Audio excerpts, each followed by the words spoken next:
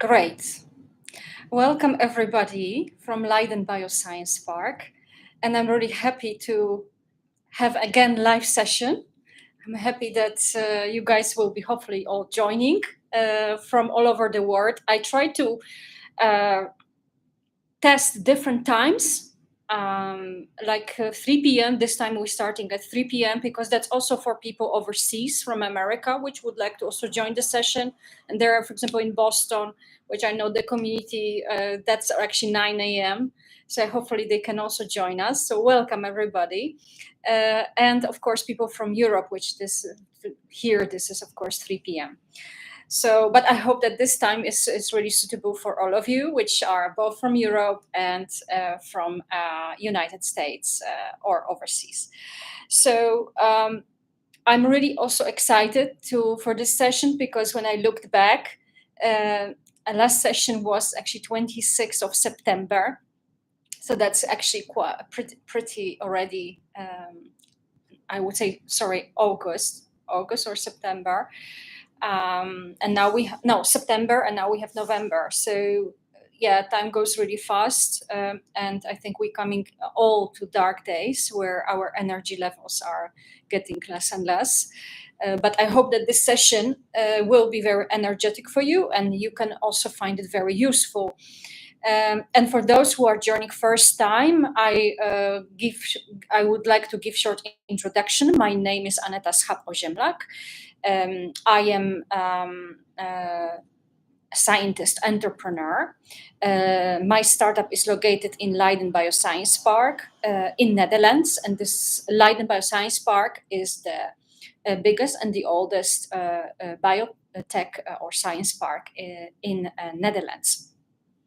And I'm really excited to talk about during the sessions about creating brighter future as a founder and owner of a startup for PhD students and postdocs.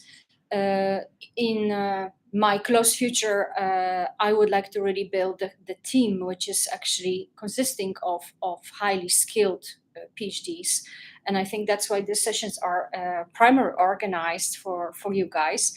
So if you didn't subscribe yet, please subscribe to my YouTube channel so we really can with joint forces grow this channel and create more and more opportunities to create this brighter future in life sciences for PhD students and postdocs.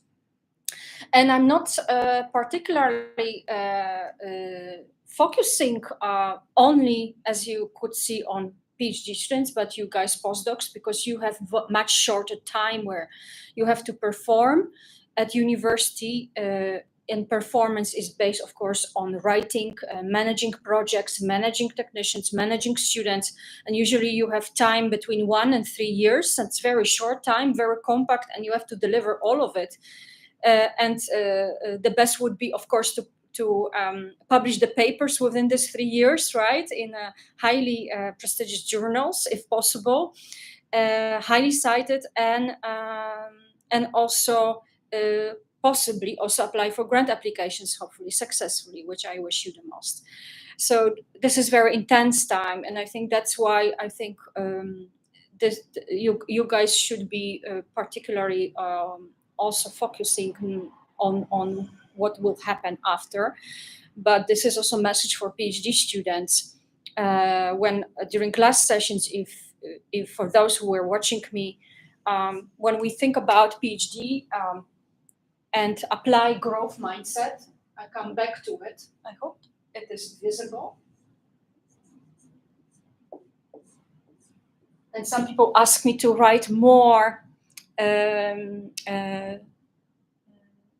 clearly. My writing character is not necessarily actually the best, because in high school, I can share a story. I had a teacher which to actually prevent any cheating on the tests. We had only 3 minutes to finish the test and put everything on the paper, so nobody could cheat. Or you had this knowledge, or you didn't, and there was no time to basically cheat. but my writing character incredibly actually got worse and worse, and that was actually the bad. There were good consequences of it, but also there was bad consequences. So I'm still improving my writing character, writing style. So here we're focusing on growth mindset, and as I said, this is very important because this type of mindset, and in general, I talked a lot about mindsets. Already, I also on my YouTube have interviews about changing mindset, which is required to create brighter future for you guys, for each of you, and no matter if you are a PhD student or postdoc. An important part of growth mindset is, and maybe you heard about this or not, is that this is type of a way of thinking where PhD diploma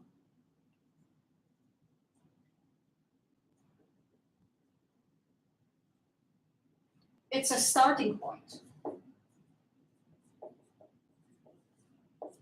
And I know that I also met some people which their ultimate goal was to acquire PhD and finish PhD and get PhD degree. But as we see through career building and career planning, which is a process which takes time, and this time is not necessarily present at universities. Usually there is very little time from my experience following PhD and then 4 postdocs in 3 different countries.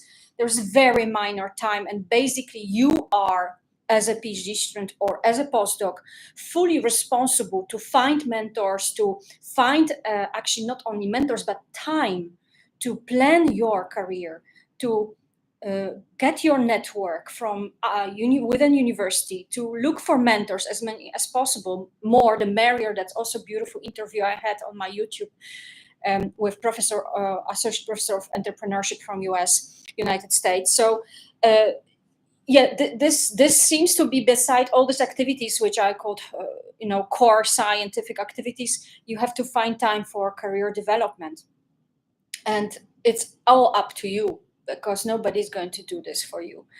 I can help because in my startup I perform collaborative research, and for this collaboration also realized very quickly that I want to apply agile project management, which is time efficient, to do it things in more effective way, to use time really wisely and really effective in a very effective way, but also different collaborative teams, which I collaborate with different universities or different startups or different companies here and abroad, really brought me to the point when I realized that I want to gain coaching skills. I want to become agile coach. I call myself agile energetic coach, but actually agile coach for teams, but also for individuals, which want to plan their career, and not necessarily within academia, but also outside academia.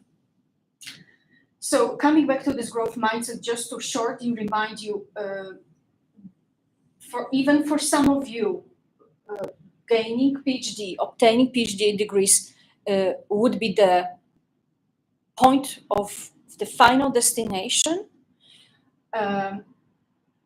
You will very quickly realize that, the years go very quickly within PhD or within postdocs, and then you start to think, what I'm going to do now. And especially, I'm bringing up always this point when you could think from perspective of percentages and possibilities of permanent positions within academia. Only 0.45% becomes professors, so gets permanent position in establishing their careers.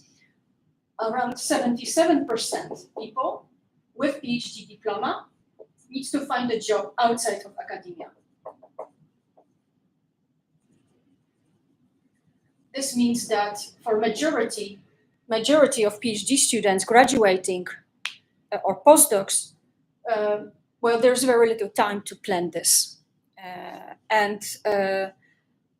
I always realize that it's very not only as a scientist, but also as an entrepreneur, it's very important to develop this strategic way of planning things, because different opportunities are coming at different times.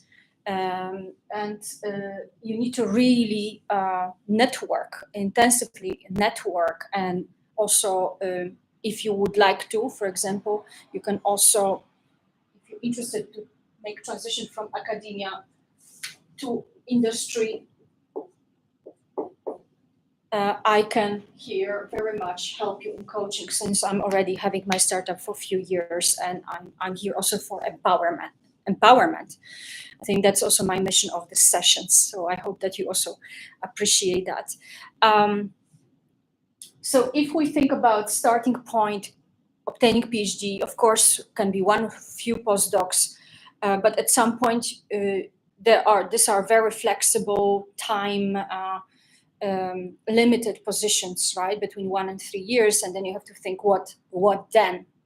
And I already, if you look back at the sessions, already gave you some kind of scope of possible jobs with having this PhD skills.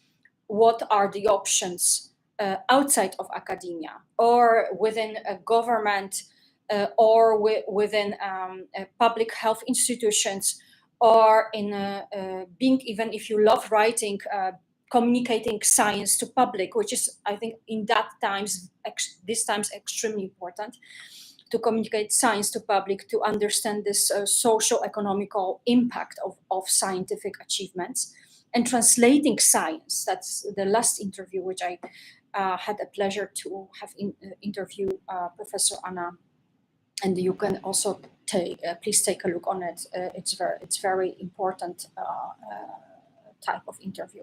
So translational impact of science related to all discoveries which are happening within academia. So if we now consider, I graduated, I got my PhD, or I'm postdoc, and now what now? I want to go to company because there's more options for permanent position. I can stay longer there. I can develop myself.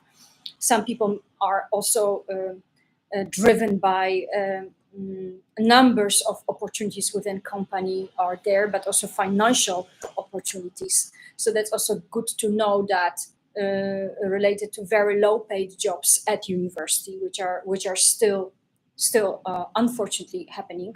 And I found it, always really paradoxal that within academia, you would imagine that the highly skilled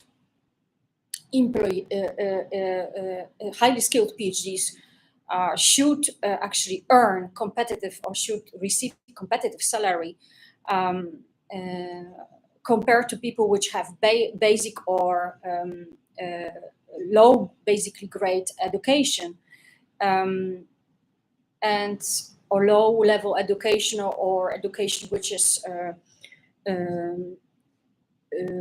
college education. But that's not the case actually.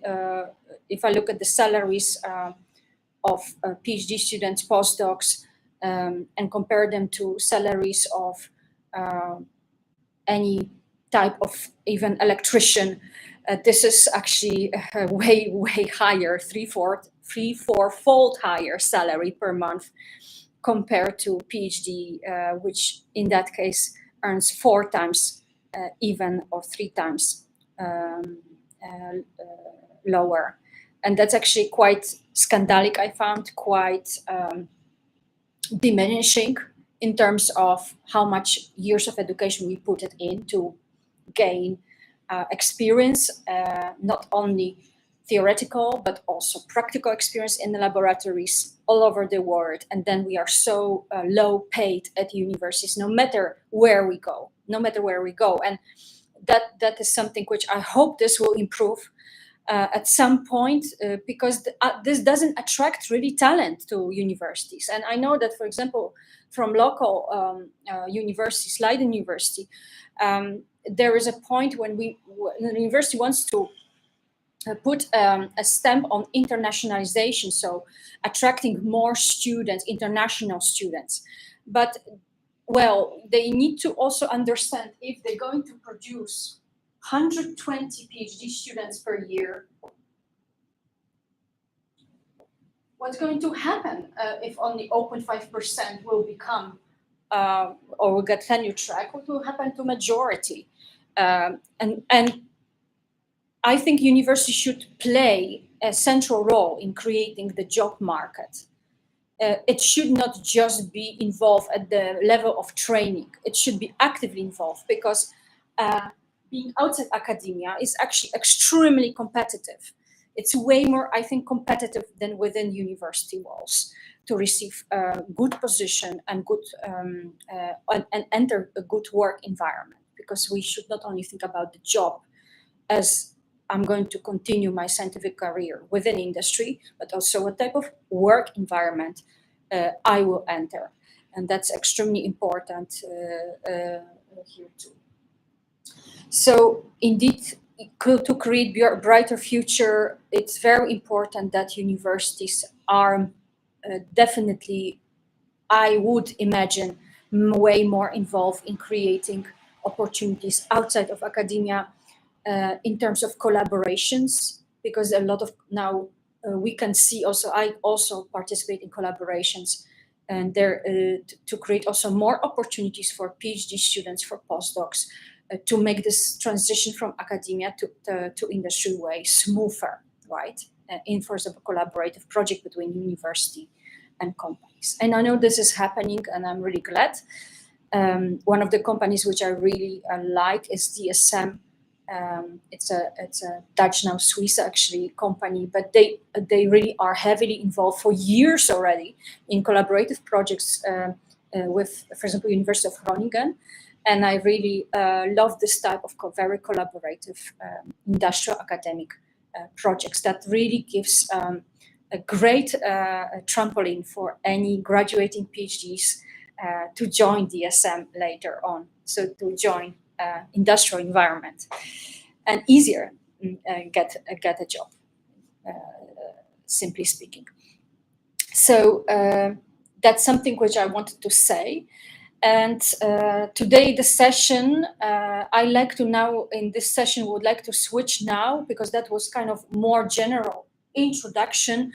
And I want that you keep this percentages in mind, because that really gives you idea. Yeah, I need to start early enough, not when I'm only at finishing my last paper and doing postdoc, but really plan this, because this requires a lot of time. But I'm very happy to help you to do coaching one-to-one. And help you to develop your personalized career path outside of academia. So in this transition from academia to industry. And since I said that, let's give you also update, I was very happy to actually receive a document about career paths. It's a document showing different career paths of different researchers from Karolinska Institute. So I think this I can already remove.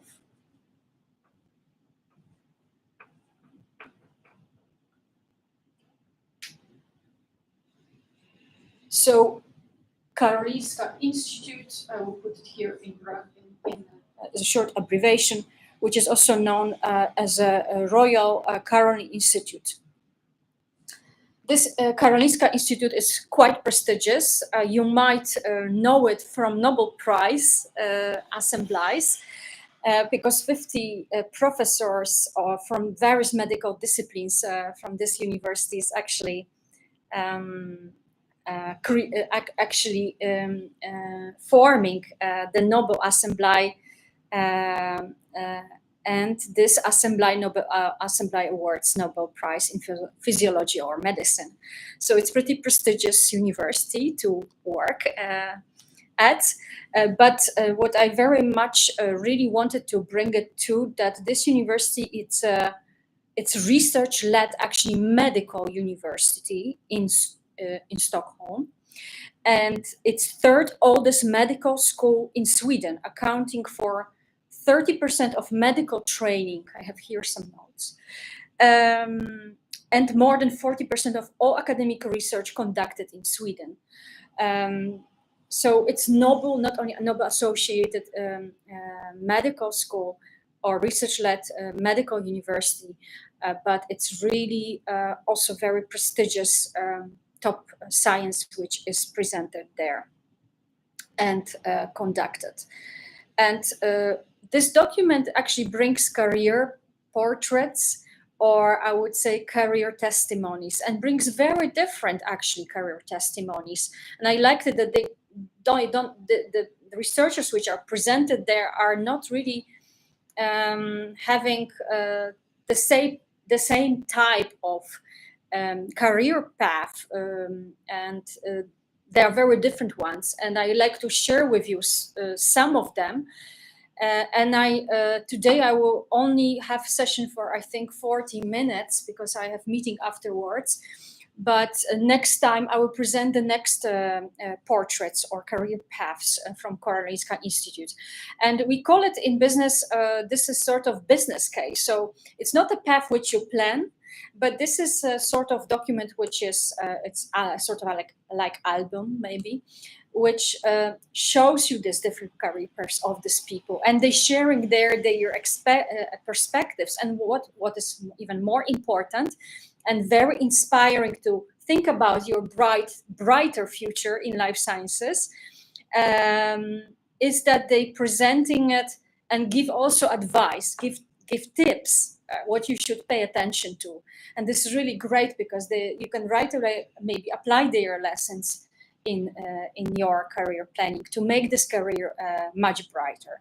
So I very much, when I looked and received this document, I was really under huge impression how great this actually overview of different career paths for scientists working or originating from Karolinska Institute were actually described and presented. So I'd like to now to give you this inspiration also because I think it's really inspirational career case, so business case, but this is proven, this is described, this happened. So that's why it's a case I'd like to present to you. So the first one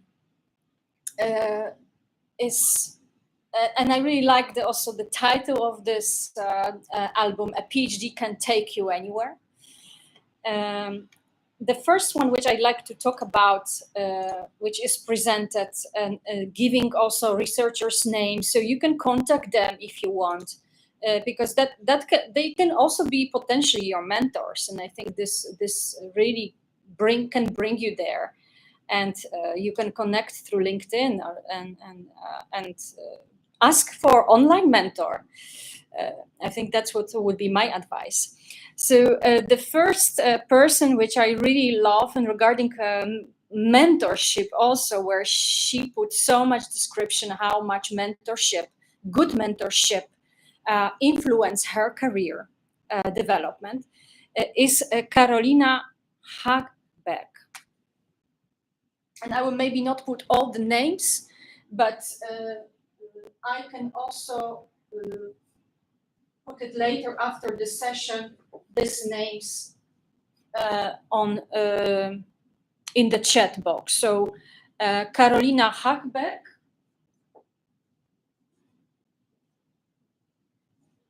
she is assistant professor at Karolinska Institute, chair of Karolinska Institute junior faculty, and she recently established a research group that studies the mechanisms involved for people which are interested in metabolic research and also including obese state. So the aim of her research is to identify treatment options to prevent and reverse obesity-related diseases. And what I'd like to bring, because I'm not going to share everything from her path, but she, before starting PhD studies, had received first project grants and been a part of several research groups in Stockholm, Paris, and Canada. So it was very collaborative research. And during a summer internship at Karolinska Institute, she found out that there's opening of a PhD position at the group of Professor Ulf Eriksson. And by the end of her master thesis project, she was offered a PhD position. And she completed it by being almost exclusively self-funded. So you can think of based on already this script, this message or this information from her, which she's sharing in this overview, that she already was very much self-funded and had huge ambition to become more and more as possible self-funded. But PhD years were very successful for her and very productive, because even you work hard, you not necessarily can publish in journals which are such prestigious like Nature. But she was very lucky. Her papers were published in Nature as a first author. So she said herself that it was hard work, but she was also lucky enough to be in the right place in the right time. And I think that's also something which I think we not necessarily have always influence, right? But what I really like from her portrait was that she said that she was very demanding and impatient. And these traits actually help her to accomplish a lot of her goals. And you would say that actually being demanding is not necessarily this type of personal attribute not necessarily are helping you, right? Because you work with people and you cannot, from my also experience also as a coach, but also personal experience, even you are, for example, high quality person, you not or you work fast and you work efficient, not necessarily when you enter team or enter laboratory where you need to work with some people or with technicians, not necessarily, people can adjust so quickly. Even they would like to, and not necessarily they will. That also depends if they will also doing this. So being demanding, it's putting the threshold expectations. I would say here very high, so that could collapse if you would think about this. And being impatient, that the second trait, which I found also very difficult. So I don't know if I would work with Carolina, I would be utmost happy to work with somebody so demanding and so impatient, because for when you plan experiments, you perform experiments, you need to also be patient to receive the data, to analyze them carefully, so not without rushing, which can actually induce actually a situation where you generate mistakes at the end of your research analysis. So I was quite surprised that she said that, but also what I was surprised that this helped her a lot to accomplish her goal. So that was particularly interesting, which she gave. But she had very good and supportive team. That's what she said about that. But also at the same time, she was very individualistic. So she wanted to work more and more independently to a high degree. And this helped her later on in actually developing her assistant professorship. And what I also very much liked, what she was sharing, because I would like to share the most interesting and useful things, is that she had very stressful also time after, at some point between after PhD, doing postdoc, because she had also some personal matters, and this personal matters forced her actually to not only forced her to move back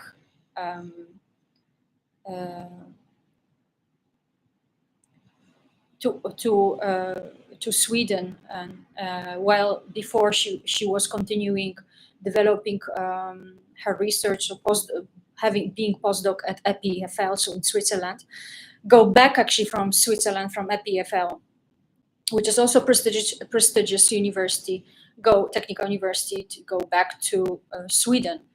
So this was this kind of career upside down, which was a very difficult moment to stay motivated. It was very challenging and stressful.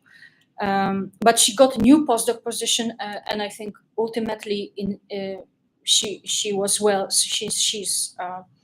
Um, she was already at Karolinska. I think that helped her to go back much easier. But what she mentioned, it's something which I also appreciate, that during her new postdoc position, she realized that small choices can make a big difference. And we always, of course, for us, is making a choice is difficult already decision, but thinking about choices, small and big, right? Especially when you have to move to other country, where you have to leave your partner or your boyfriend or your husband or your children. I think these are very big choices, big risk choices, because you stay away from your family, and this can have long-term consequences. So during this time, this taking this difficult choices, but also small choices, she was actively networking, and mentorship became very important. So she, being the chair of junior faculty for the second year, also is now involved in organization of mentorship program at Karolinska. So I think that's somebody which you can contact, and I will put a name in the chat, as I said, because she has also, what she has done before creating this mentorship program during her postdoc years. She herself has many mentors inside, but also, what is important, outside of academia. And what I also like, that she said that she has a mentor that provides her. So still she has a mentor, which is great. She's on this growing curve with insight into business and recruitment as part of Finnish mentorship program. And definitely definition of ideal mentor, which I think ideal I never use, but good mentor is someone with you have good chemistry and discussions, and can dare to challenge your previous thoughts.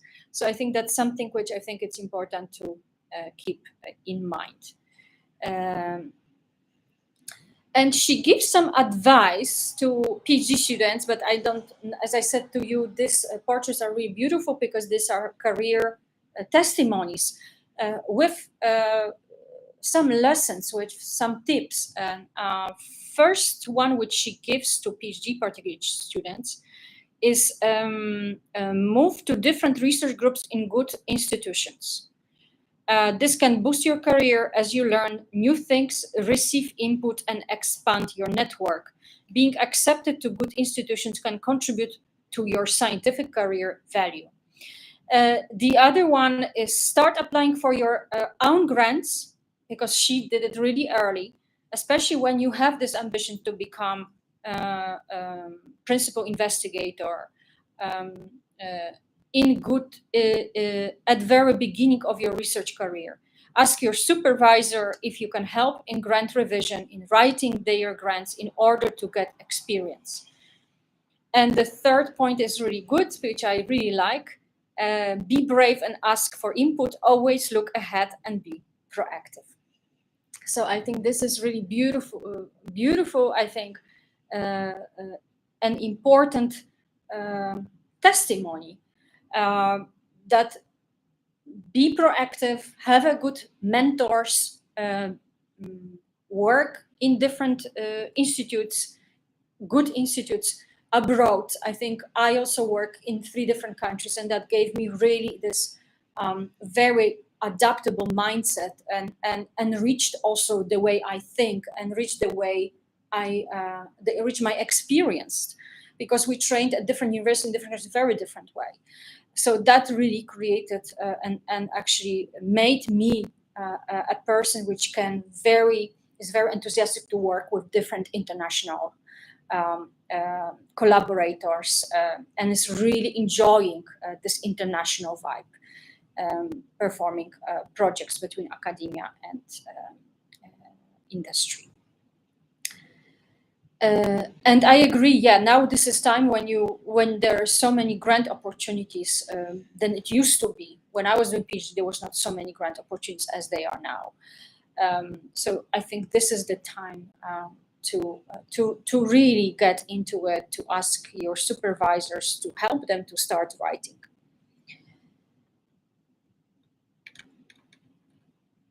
And then I'd like to move to the next person, which is Matthew Kirkham. And he gives testimony about teaching. He developed teaching career as a teacher. And for him, teaching is, which I also find it myself important, teaching is a beautiful way to give back to society. And Mark was the first person that gave a teaching assignment as a part of my PhD's training. Well, that's how he's actually describing this in the interview, because he's interviewed by Christos Karamperelias. So that's actually quite nice that there is some connection between people who are interviewing the scientists and giving teaching assignments. And because of receiving these teaching assignments, which you can also ask your supervisor, this can really develop your passion about teaching. And this can really develop your role as an educator, not only within academia, I think, but also outside. I think outside, as an entrepreneur, you can also become educator. And I think actually not only thinking about translating science to product, but also translating and communicating science to public, which is also important for industry. Not only within academia, this is important, but also for industry, this is very important. So the socio-economical impact. And what Matthew shares, and I'd like to bring some important sharings from his testimony. Actively, I was looking for teaching opportunities during my postdoctoral time. And he managed actually to get teaching positions where he's responsible for 50%, and this is administrative work for the course, and 30% is delivering the actual teaching, and 20% is devoted to content development for the course. So being teacher, I think based on his testimony, it's important to realize it's not just teaching, but it's also administrative work. And that's quite a lot. It's 50%. And then 30%, which is actually delivering, and 20 is given for development. But what was also important, which I really like, that during PhD, he started to communicate with people in different stages of academic careers, and he had to do it in a positive, good, and clear way. And that helped him to start developing good interpersonal skills. So I think being a teacher actually is giving you the best training to develop your interpersonal skills, which you can later use also for networking, for collaborations, and so on and so on.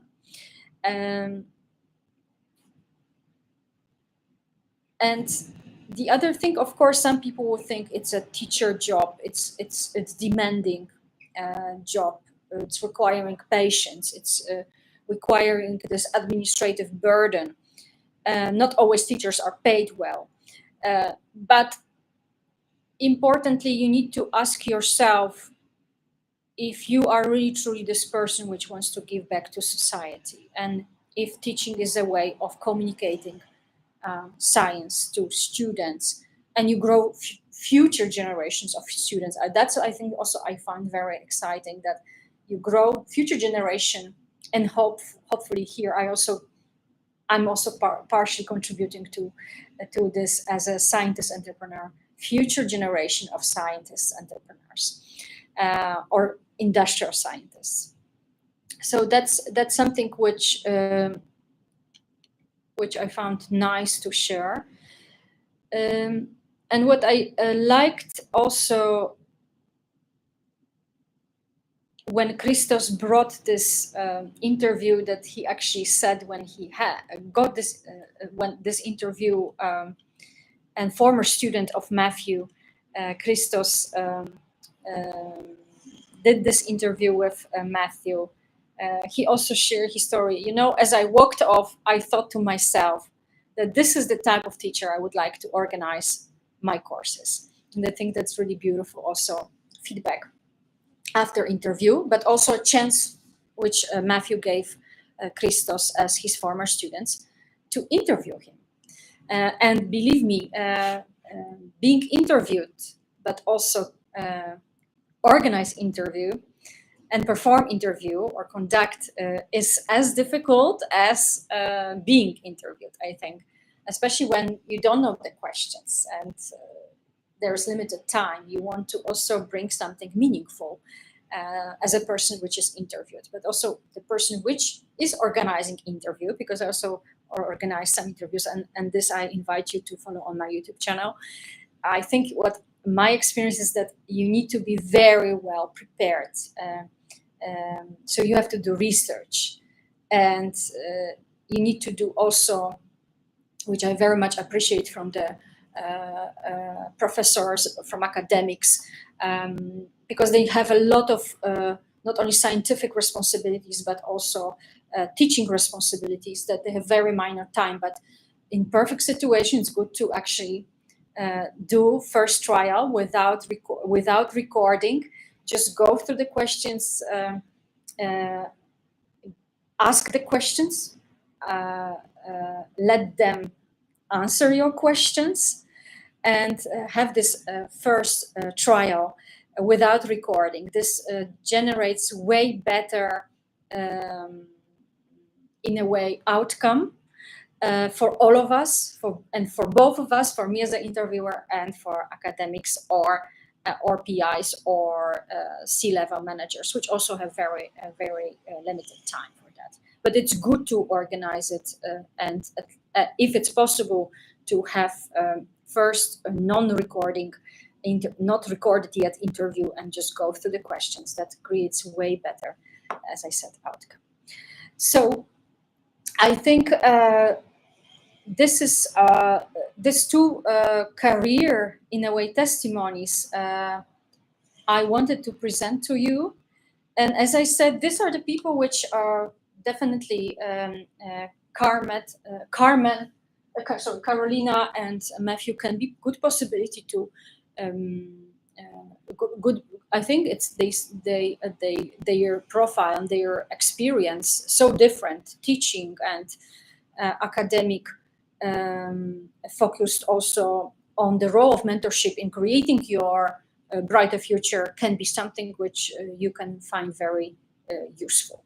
So these are two portraits, and for the next session I'll present more of this portrait, so you will see more diversity within career paths, and hopefully this also gives you better, in a way, scope or wider horizon. What are the opportunities actually? How these people develop their career, and may they help me? I think that's another important thing. May they actually, can they or would they be a great? Would it be possible that I could ask them to be my mentor? I think that would be the very important question. So that's something from the portraits, and for those, because I think I can still, I planned it to do it for 40 minutes, but maybe I will bring it at the next session. There are some important things which I'd like to talk about, but maybe this is not going to be, in this case, inspiring compared to these career paths which are presented. But maybe something, because I told you about updates and career opportunities related to inclusive environment. I think I like to only mention about Leiden University, because as I said to you, this is for PhD students and postdocs this session. In Holland, at Leiden University, there is a possibility, if you plan your PhD, and you would like to develop cross-disciplinary PhD, there is possibility of so-called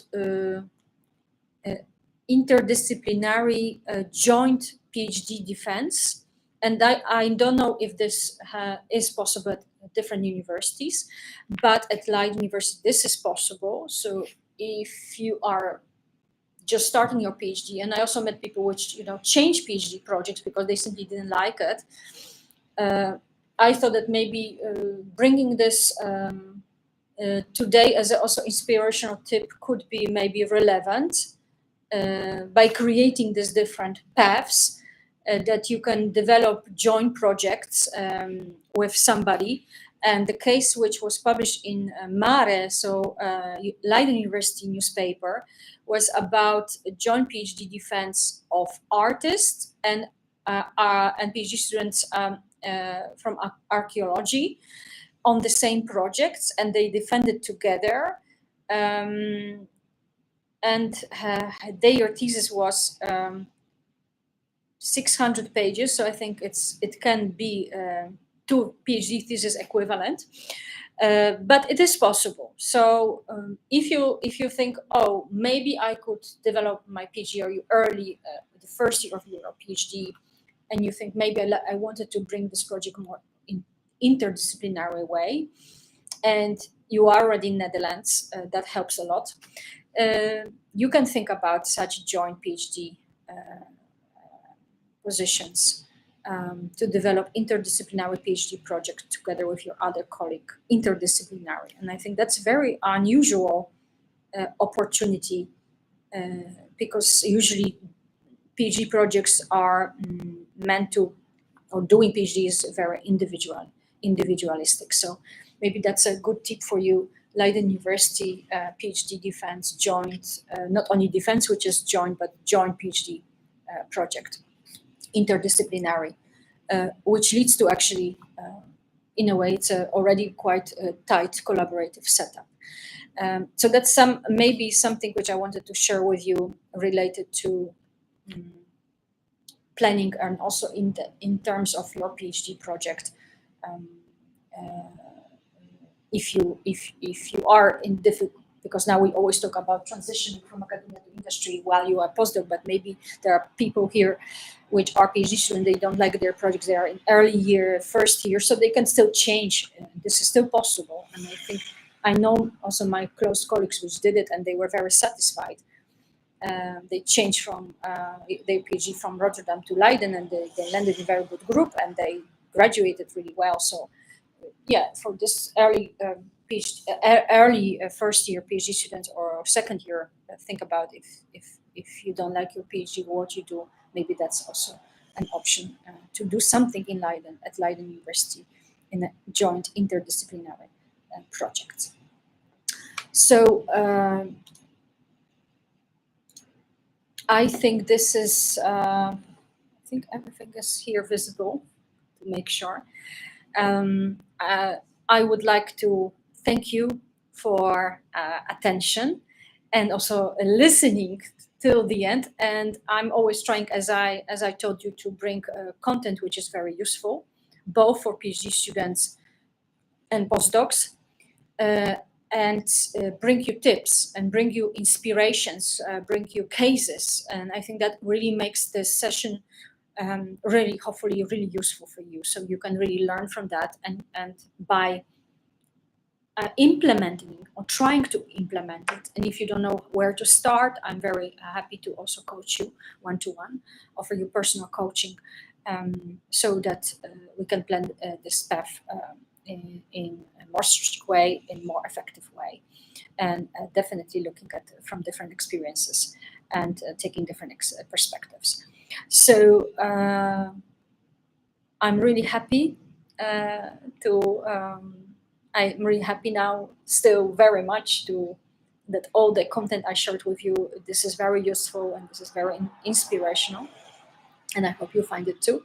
So please, if you have some questions, please also give it in chat box. This recording will be available. So for those which could not join, I will also, this will be available on YouTube channel. And if you have questions, as I said, please put them in the chat box. So I will be very happy to answer them.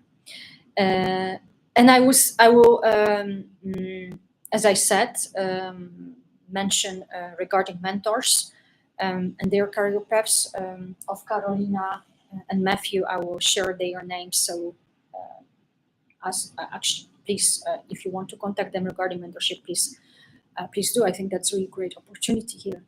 And hopefully, I wish you that they will become your mentors, because they're definitely inspiring ones. So thanks a lot for listening, and see you next time. Take care, and always please network. And that's also another tip from me. And look for many mentors, many different mentors within academia, but also outside the industry. I think that is also important, I think, clue from this session. So warm greetings from Leiden Bioscience Park, and see you next time. Bye.